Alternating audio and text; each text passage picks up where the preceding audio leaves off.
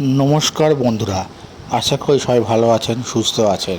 আজকে বিষয়টি হলো শিবলিঙ্গে কী জিনিস দান করলে আপনাদের মনের সব ইচ্ছা পূরণ হবে। আপনারা জানেন শিব হলো আমাদের সৃষ্টিকর্তা, বাবা মহাদেব। শিবকে স্মরণ করলে আপনাদের মনের সব ইচ্ছা পূরণ হবে। আমাদের মনে যত আশা আকাঙ্ক্ষা আছে সবই শিব বাবা মহাদেব পূর্ণ করে থাকে।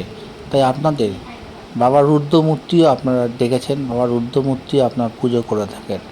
বাবা শিবদেব বাবা মহাদেবকে কি নিবেদন করলে আপনাদের মনের ইচ্ছা পূরণ হবে, সেই নিয়েই আজকের ভিডিওটা। বাবা মহাদেবকে আপনারা ক্রমশই পূজা অর্চনা করে থাকেন আপনাদের মনের ইচ্ছা পূরণ করার জন্য, কিন্তু আপনি জানেন না বাবা মহাদেবকে কী দান করলে আপনাদের মনের ইচ্ছা পূরণ হবে। সেই বিষয় নিয়েই আজকে আলোচনা করব। বাবা মহাদেবকে অক্ষত অবস্থায় কিছু জিনিস দান করলে আপনাদের মনের ইচ্ছা পূরণ হবে।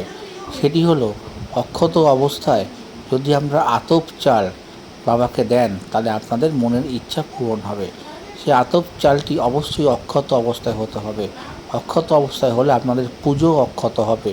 অক্ষত অবস্থায় আতপ চাল 108টি আতপ চাল ভালো করে বেছে নিতে হবে, যাতে সেটি অক্ষত অবস্থা থাকে, কোনো রকম কাটা না থাকে, কোনো রকম ক্ষত না থাকে।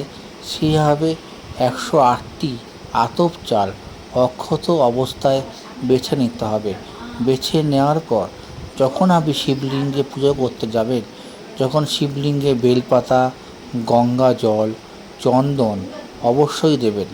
অবশ্যই দেওয়ার পর তারপরে ডান হাতের তালুতে 108টি আতপ চাল নিয়ে আপনারা আপনাদের মনের ইচ্ছা বলে সেটিকে আপনি দান করবেন। দেখবেন আপনাদের মনের ইচ্ছা পূরণ হবে। অবশ্যই সেটা যেন অক্ষত অবস্থায় হয়।